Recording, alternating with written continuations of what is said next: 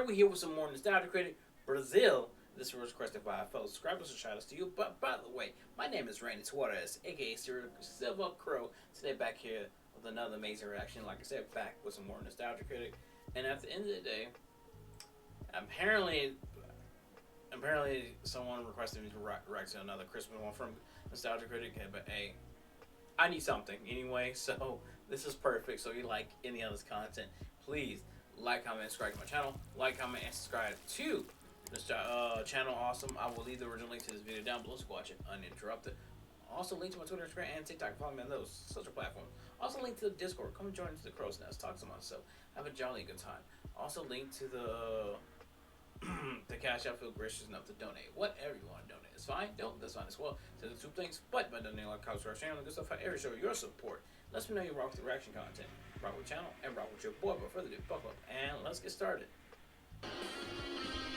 Hold on. Maximum volume. Maximum volume. Okay. Hello, I'm the Nostalgia Critic guy. Remember it so you don't have to. Merry Christmas Eve. You know what's that? What the hell? Why is this thing is buffering?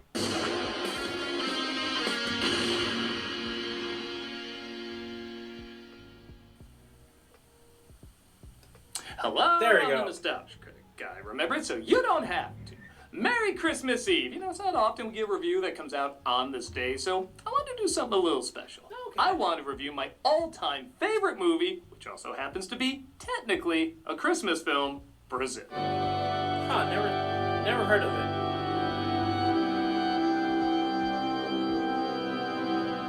Released 40 years ago in December, this flick reached out the screen and got my attention immediately. Right after seeing the trailer as a teen, I was fascinated by it. It looked like it had everything I always wanted in a movie. When I first sat down and watched it, I immediately knew this was one of my new favorites. But it wasn't my number one yet. I had to see it a few more times to fully get what it was doing, and on top of that, I saw the American version, which is still fantastic, but then I saw the British version, which has a few extra minutes added in. After that, it became my favorite film, and no movie has topped it ever since. A visual spectacle, tons of hidden details in the foreground and background, memorable characters, and a nightmarish future that's often been described as 1984 if it was a comedy. While its writer and director Terry Gilliam claims he never read the book, clearly one of the other co-writers did, as there are more than just a couple similarities. But that doesn't take away from the film's impact in the slightest. If anything, so many of the choices made by these characters in this world feel more updated because it is a comedy, which can make the commentary enjoyably more exaggerated. Okay. Like I said, it does take place around Christmas time, which, okay, arguing this should be on people's best Christmas films list is kind of like saying Eyes Wide Shut should be included in there too. It's more of an amusing backdrop, an irony that all this misery is happening around the time when people are supposed to be at their best. I have so much to talk about, and I can't wait to jump in. So without further ado, let's take a look at... Sorry, your video has been copyright claimed. What? Why? The music you were using while playing those clips. You stole it. No, I didn't. I got it from a site that makes free music for people to use. Here's the link. Well, that is a pickle. The person who made that claim has 1 month to respond. In that time, the algorithm will kill your video, and you'll get no money until it's resolved. I have to wait. I hate that. YouTube does that a lot, and to the point that like technically it is free music, and yet they will look at you like, nuh-uh, and then it turns out it was like, and you don't get money out of it until it's friggin' resolved. A month? Probably more if they reject your rejection. That's insane! Hey, feel lucky I'm talking to you at all, you probably thief. What? Oh, thankfully they responded fast. Turns out they changed their mind and copyrighted the song 1 minute ago. I started using that music a few minutes ago. Well, the claim is still on the video, so you could still be a criminal. Oh, look, I got a ton of movie to talk about. I'll just fight the claim and face the consequences. Sure, I hope you understand. We just don't want people's hard work stolen from them. Yeah, I get it. I bet you do, garbage. What? You heard me. What? Nothing. Have a nice day.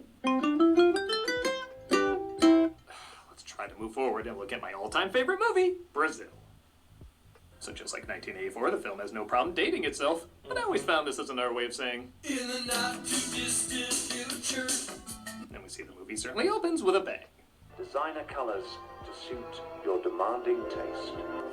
Oh! Hey, look out, you almost jump cut to the De Niro dummy from Casino. For real?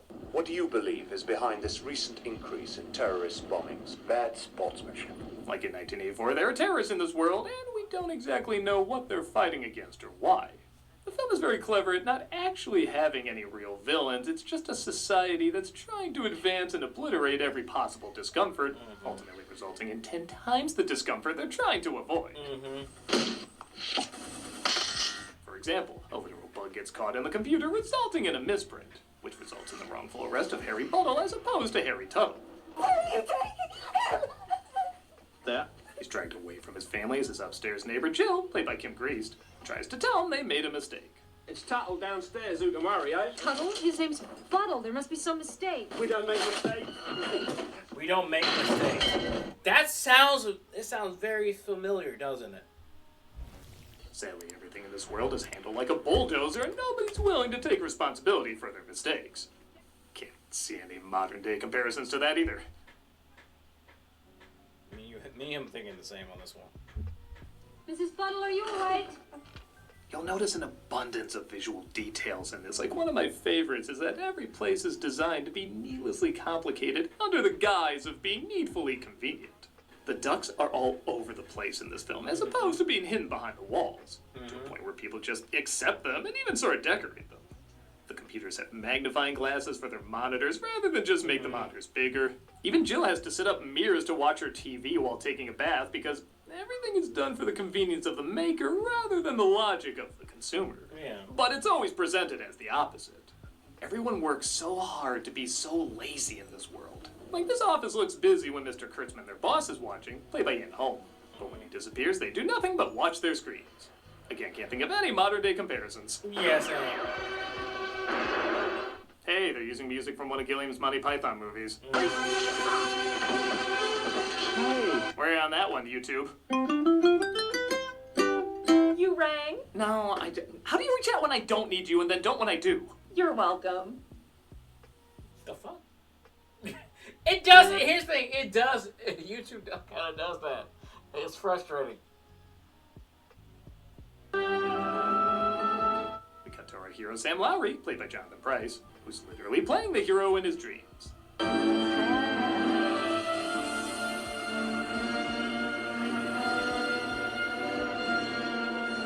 In case you're wondering, there are virtually no keying effects in this. Just about everything is done practically using models, sets. Even this shot, they just put a kid in a costume to make the samurai look bigger. Oh, And I'm told nice. there's a few shots where they use keying, but I don't even know where they are. That's how dedicated they are to making everything look and feel real. Speaking of real, the real life of Sam Lowry is not as exciting as his dreams, as he's a pencil pusher for the Ministry of Information functioning in a conveniently inconvenient world. Jack! Long time no see. Sam meets up with his friend Jack, played by Michael Palin, and he briefly sees Jill, recognizing her from his dreams. This is the first time we question reality, as we don't know if there's some sort of blending of worlds, or if Jill just happens to look like the lady he dreams about. She's dealing with a tough reality too, as she tries to report a wrongful arrest, but can't get past the bureaucracy of all the paperwork. They said you have a form I need to fill out. You got an arrest receipt? Yeah. Is it stamped? Stamped? I can't let you have the form until this is stamped. While this scene is funny and very relatable, it's also really stressful because you don't know what's happening to the man who was wrongfully arrested. Every second of delay could be a second closer to his doom. Hence why you understand her frustration. Tuttle should have had £31 and sixpence debited against his account, not Buttle. Sam discovers the mistake of the wrongful arrest and files the proper paperwork. For the moment, things seem to be okay, but Sam's mother, Ida, played by Katherine Hellman as this Play-Doh of a human being, Oh, God. keeps trying to get him promoted to executive despite the fact that he's happy exactly where he is. You look exquisite today. Merry Christmas. Hello, Spyro. Merry Christmas. See? Christmas movie. It's like Elf, only scary in an intentional way. Hope you like it. What on earth is it? Something for an executive. She even has gets to him an show office her. toy, as apparently it's a symbol of becoming an executive. And we find out she actually sees her son in the exact same way. A toy she can shape and mold and parade around to her friends like he's still a child. They even try to set him up with one of their daughters who's so childlike they clearly dress her just like them, and she even has braces. Raise veal in wine sauce. I feel like we're one step away from airplane food going the same route. Like, here's a picture of what it's supposed to look like. Yeah. Another terrorist explosion occurs, but they're so used to them, they literally just talk over it. Sam's been promoted to information retrieval. Stop it! I'm not being promoted. I'm not going to information retrieval. I like to think his character in Tomorrow Never Dies is what would happen if he accepted the promotion sooner. Oh, that's yeah. That night, his air conditioning goes awry, so he tries calling for assistance. He gets an automated system, though, that insists it's not an automated system. This has not been a recording. This is an emergency. Thank you for calling Central Services. I've got to have a heating engineer. Thank you for calling Central Services. Hi, future AI. Harry Tuttle, heating engineer at your service. He's approached by the real Harry Tuttle, played by Robert De Niro, who, get this, is an outlaw heating engineer. I came into this game for the action, the excitement. Go anywhere, travel light, get in, get out, wherever there's trouble, a man alone. He tries to help Sam with his problem, but Sam inevitably asks why he has to be an outlaw to do this. Couldn't stand the paperwork. This whole system of yours could be on fire, and I couldn't even turn on a kitchen tap without filling out a 27B/6. Well, now it just sounds like a SAG contract. Central Service. Central Services. Central Services does show up, though, as handy men named Spore and Dowser, played by Bob Hoskins and Derek O'Connor, who refuses to leave, but Sam drops the phone number Tuttle mentioned earlier. Have you got a 27B/6? 27B/6. This is such a funny and suspenseful scene, as all they have to do is turn a hair towards Tuttle, and this will all end in bloodshed. Thankfully, they don't, and they're forced to head out. We'll be back. Thanks for coming. We'll be back, you little bastard. Still better than 2 seconds being a plumber in this piece of shit. True. We're all in it together. Harry thanks him and swings out to the only theme aside from Superman that sings his name. Harry Tuttle. As the next day a refund check calls for Buttle, the man confused for Tuttle, and they try to figure out why. Information retrieval has got him down as inoperative. Administration has got him down as completed. He's dead. We'll never get rid of the damn thing now. Ian Holm does such a good job balancing comedy with really dark subject matter. Later on, we'd have no trouble associating him with funnier roles, but back then, this was something you didn't usually see out of him. Drive out to Mrs. Buttle. Let her sign the back of the check. She can cash it at the corner sweet shop. Kurtzman's so afraid to go anywhere near this that Sam volunteers to take the refund check to Buttle's next of kin. Terrorist bombing at the Blue Lagoon Flyer. You may also notice that around this time in The World Created, they finally started humming the song Brazil. First it's sung by Tuttle, and then it's sung by Sam the next day. Oh, okay, I get it. I always saw it as Sam subconsciously admiring Tuttle, seeing how he broke away from the system. He hums a pleasant little song, and seeing how he's happy, he starts humming a pleasant little song to also be happy. And the funny thing is, composer Michael Kamen said he originally hated the idea of scoring the entire soundtrack around this song, but as he progressed, he found it actually lent itself to a lot of variations. Here's the thing, I will say this when it comes to certain soundtracks in general, especially if it's a specific song, it will surprisingly make the movie a lot more interesting. I do have to admit, and it does. Because I never heard of this movie before, until like now, so.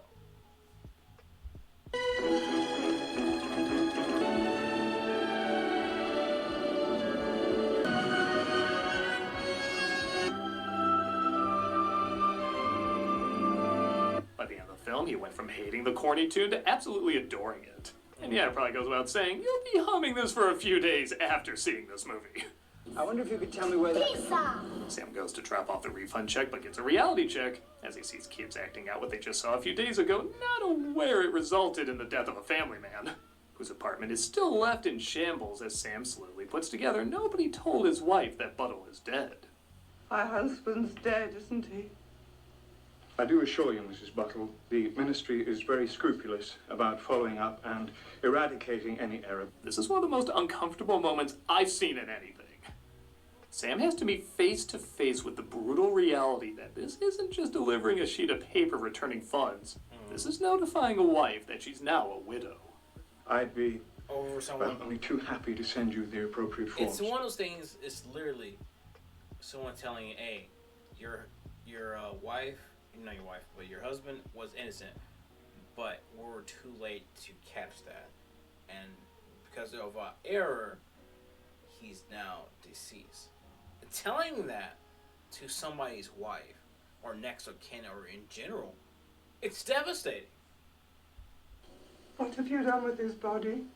That line changes everything. She goes from a nice but honestly kind of funny character signing paperwork she has no idea about to suddenly a very grim reality slapping you in the face. So we're discovering how desensitized we were at the same time Sam is. What have you done with his body?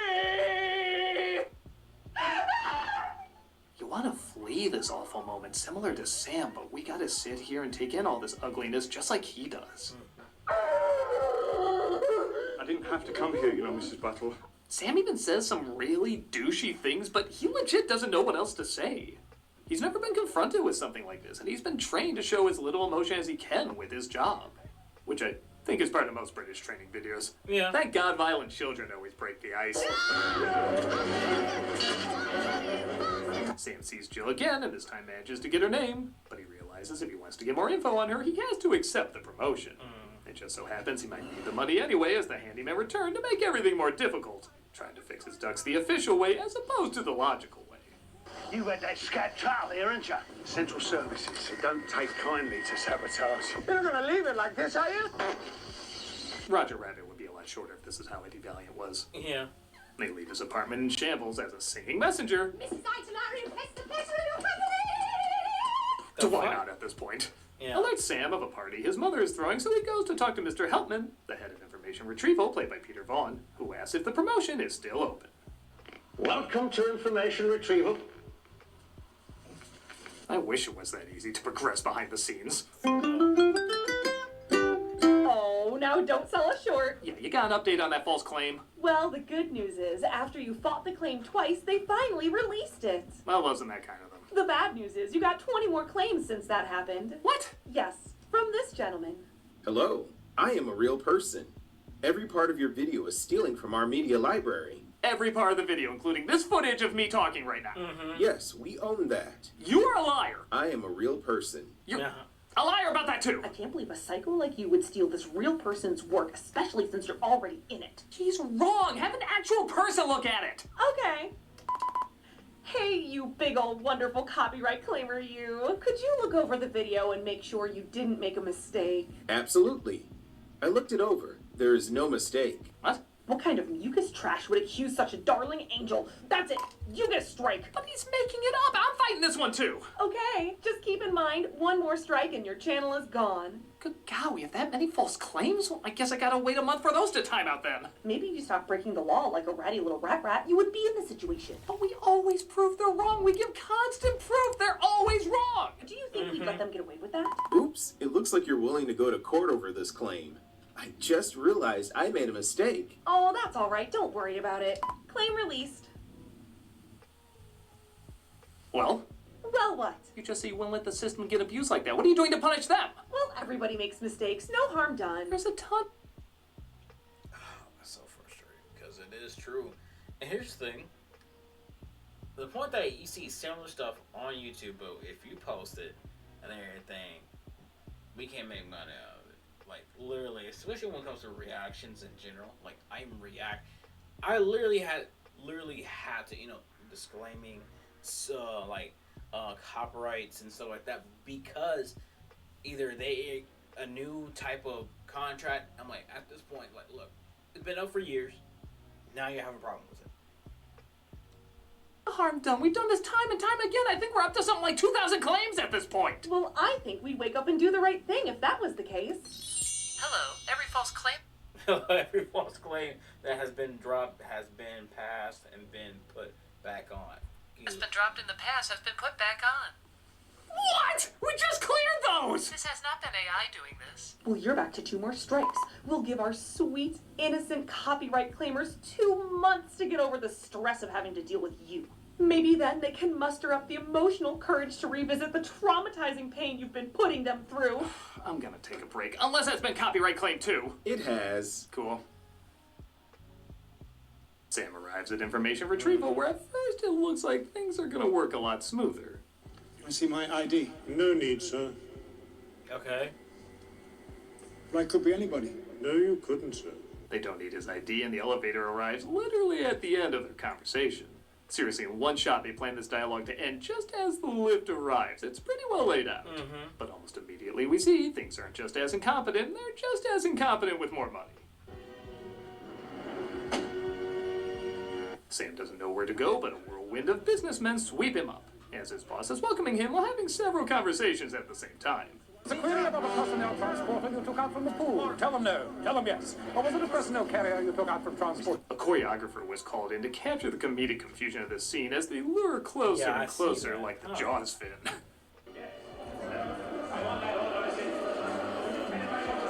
The production also had one half of this hallway to use, so they just moved a few signs and got a few different angles to make it look larger. Sam is literally turning to look down the exact same spot he was just in. He finds he has to share somebody's office and desk as they literally just cut someone's office in half, as you can tell by the unmoved poster. And he's introduced to his office neighbor Lime, played by Charles McCone, who's also one of the co-writers. He claims to be a computer expert. Sorry, it's broken. But you haven't switched it on. As much as I'm a music reviewer. So he asks him to look up Jill, who apparently is wanted. He doesn't find out much, so he goes upstairs to where he sees how information is in fact retrieved. Can I help you? You know, if this was made in America, Edie McClurg would play that role. They say he's a ripped-apart dude. And he finally finds out what Jack does for a living. I heard you were coming aboard. A very happy Christmas. See Christmas gifts and Christmas colors, red and white, are all over the place. While playing with his daughter right next to the room where he tortures people, which, seeing how that's the director's daughter, it might be something she's used to, but Sam tries to find out more about Jill, discovering that Jack was the one who tortured Buttle to death. You killed Buttle. It wasn't my fault that Buttle's heart condition didn't appear on Tuttle's file. I only know you got the wrong man. Information transit. Got the wrong man. I got the right man. Again, the villain of the film is nobody taking responsibility, passing the blame onto someone else. Again, sounds very familiar, doesn't it? And it looks like Jill is the next scapegoat, as they think she's spreading rumors about the misunderstanding and thus suspect her of working for terrorists. Why don't I try and get to it for you? I don't want to get involved in anything unsavory. Hey, trust me, Jack. Or at the very least, trust this very ironic set. Jill just so happens to appear in the building, but wouldn't you know it, incompetence gets in the way again. He manages to get to her before security does, and he tries to get her as far away from there as possible. It's here he confesses his love for a woman he just met, and it goes as well as a man confessing his love to a woman he just met. I've been dreaming about you. No, not like that. I mean... If someone literally come up to you, ladies, it's the ladies who was gonna... If a guy just come up to you and say, I've been dreaming about you, at that point, I don't blame you for either walking away or punching this man. Okay? I love you. In my... Whew, that's creepy. Dreams, I love you. Can you just imagine I'm a Nicholas Sparks character, so you'll immediately want me? She gives, honestly, the right response. Boom! But Sam literally holds on and refuses to let go. You don't trust me, do you? She is thankful he got her out of being arrested, so she allows him to tag along for her job, which is delivering a mysterious package. They drive through a landscape of fake landscapes hiding the true wasteland they live in, where Sam questions the package she's dropping off. What's in the parcel? Christmas present. Oh. Does it rhyme with Plymouth outro? As Jill talks about how she doesn't agree with the way things are, Sam thinks she might actually be a terrorist and panics, causing them to drive through a roadblock.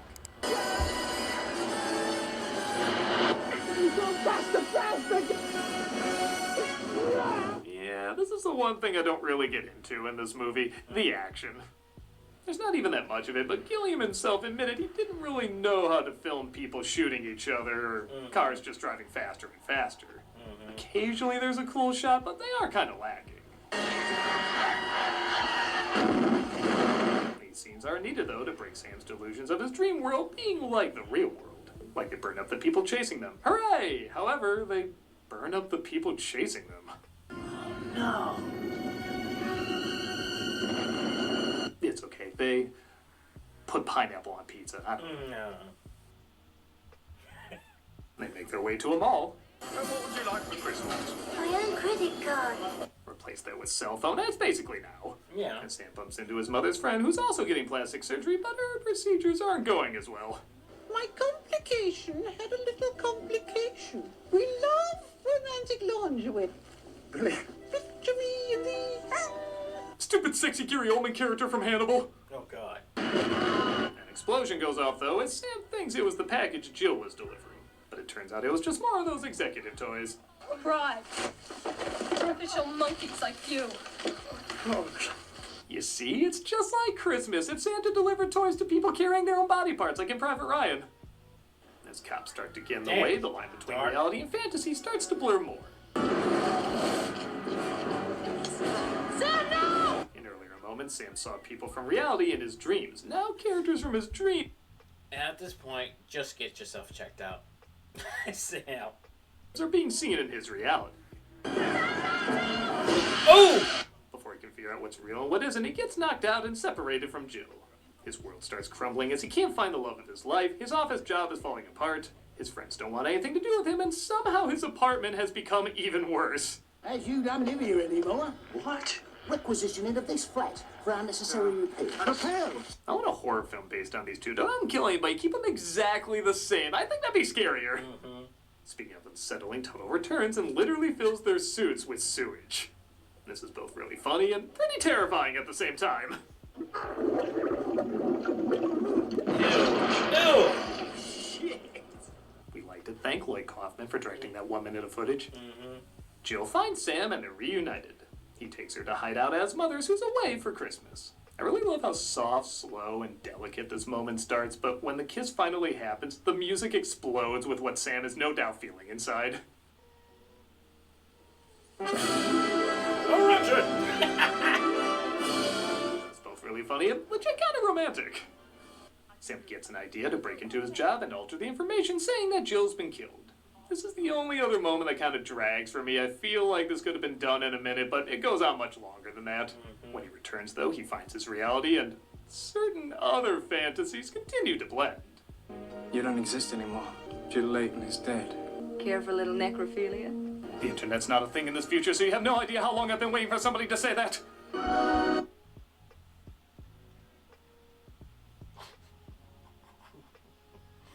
Oh, man. Okay.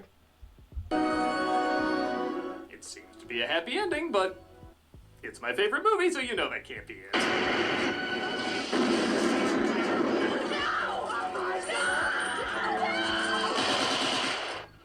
They'll be fine. In the American version, it cuts straight to Sam in the torture chair, which is very effective. But in the British version, these are the scenes that made me realize this is my favorite film. Now, either you plead guilty to save 7 or 8 of the charges, which is going to help keep costs down within your means. Sam is literally pulled from one room to another as people speak gibberish about how to not jeopardize his credit and keep costs down and not damage his insurance. All of the screams of people being tortured, which he's about to be, fill the room as his literal nightmares start to take over. Say against electrical charges over £70. Thinking ahead in financial matters is always a wise course. Good God! Sam, what are we going to do with you? To blur fantasy and reality even more, Mr. Helpman appears to him as Santa Claus. Even the ways he wants to help are so strange. He's like Sam before with the widow. He doesn't get the depth of how serious this is. I know exactly how you feel, sir. I've brought you a bottle of barley water. It's a world that's so backwards, you could say this is either fantasy or reality, and neither would be surprising. Again, not all like modern day. Yeah, no. Really the darkest comedic moment, Sam finds out Jill was killed resisting arrest. But at first, he doesn't panic because he realized he hacked the system to say that happened, leading to this heartbreaking but also hilariously cruel moment. The odd thing is, it appears to have happened twice. A bit of a disputed call, I'm afraid.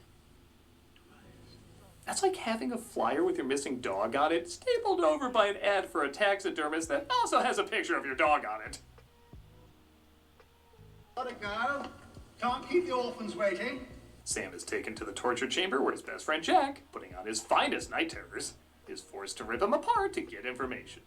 As everyone does in this movie, he makes it all about himself. How could you do this to me? Jack, I'm frightened. Oh, how do you think I'm feeling? No, Jack, please. Please, Jack, no!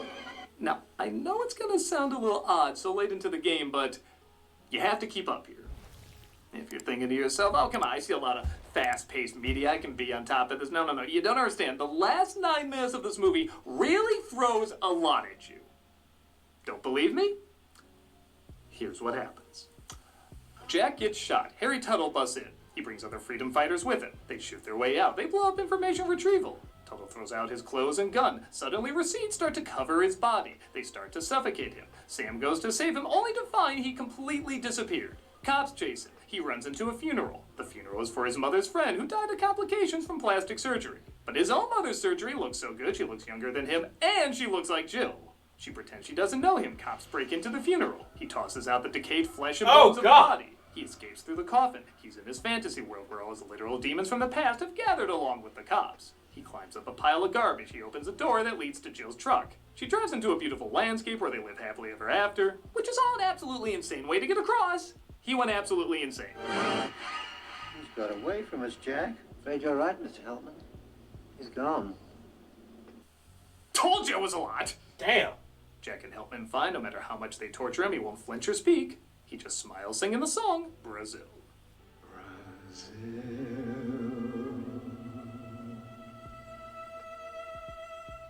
Now, probably the question people inevitably ask the most about this film is, why is it called Brazil? The making of featurette ends with asking people the exact same question, and it's pretty hilarious how none of them have any answers. I don't even know why it's called Brazil. I keep asking Terry. Nobody knows. It's Brazil. Right now, because we're right in the middle, it's, I've forgotten. Kim Grease might have the funniest reply. It's,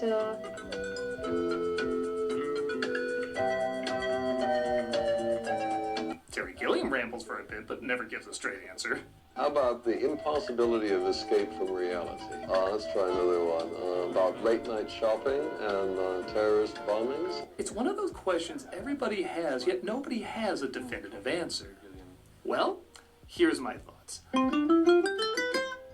Really? Heyo! My God, what do you want? I just wanted to say you're welcome. Fuck you. For what? We're adding a brand new feature. You see, we're combining shorts, shopping, Gmail, and streaming all into one handy YouTube app, So there's no telling what this will do to other YouTubers. What do you mean? This always happens. Anytime you change something, it always alters the algorithm. You never tell us how or why it's altered, and we have to work around it completely blind. Oh, we don't think that's a thing. I believe you. You do? I believe that's what you have to say. Hell, you might even actually believe it. It's just where we're at now. Hello, fellow human. You have 95 claims on... I know. You do. At some point, you just can't pretend anymore. No matter how many times you point to logic, reasoning, and common sense, you realize it's never going to sink in the way it should. I'm glad you understand. I do understand. This is why the movie's called Brazil. You could say it connects to the randomness of madness. Madness trying to create a paradise. What? I want to title the thumbnail, that randomness of madness. That'll never come.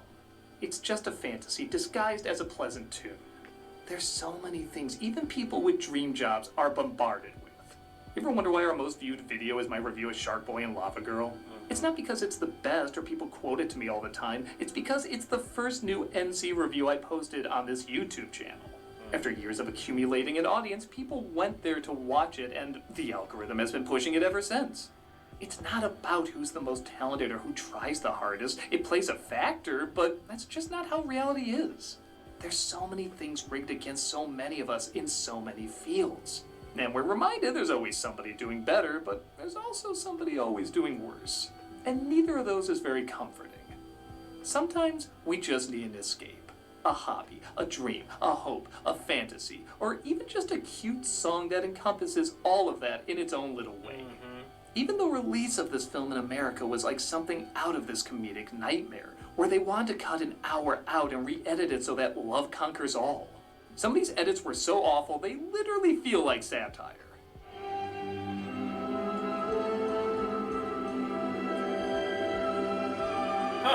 But the film did eventually get released as is, and now the film Brazil serves for me what the song Brazil serves for Sam.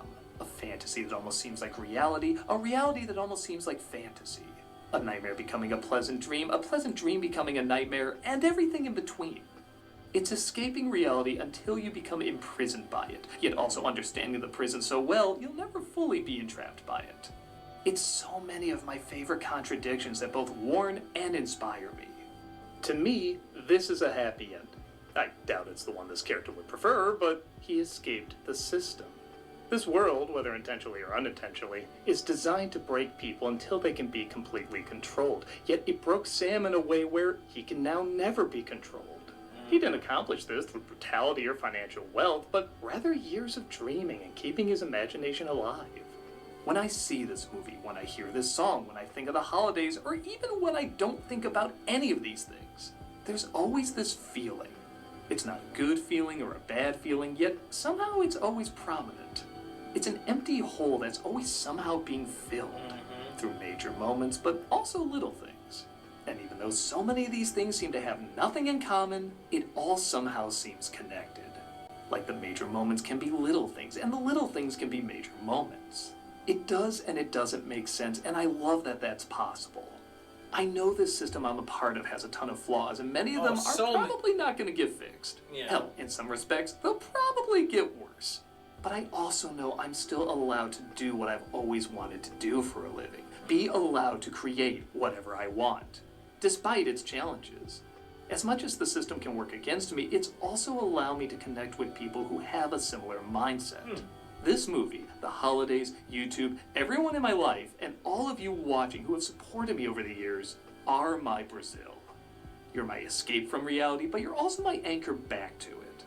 All of you represent such a major part of this amazing feeling that even in this rambling speech, I can't fully describe or comprehend. What I can say for sure is I am so thankful this Christmas Eve. I see all the madness around me, but with the life you have helped to give me, I can say in all certainty, it is a joyful madness. Okay, well, good luck with that. Ready for 20 more false claims tomorrow? Is the definition of insanity doing the same thing, hoping for a different outcome? I'm a human, so I don't know. That's probably the most human thing you've said. Happy holidays. Enjoy whatever you ranted about. Enjoy whatever this company you create is supposed to be. Thanks, I think. Merry Christmas. I hope whatever your reality is, it has the right amount of what you want, as well as the right amount of what you need. I'm the Nostalgia Critic. I remember it so you don't have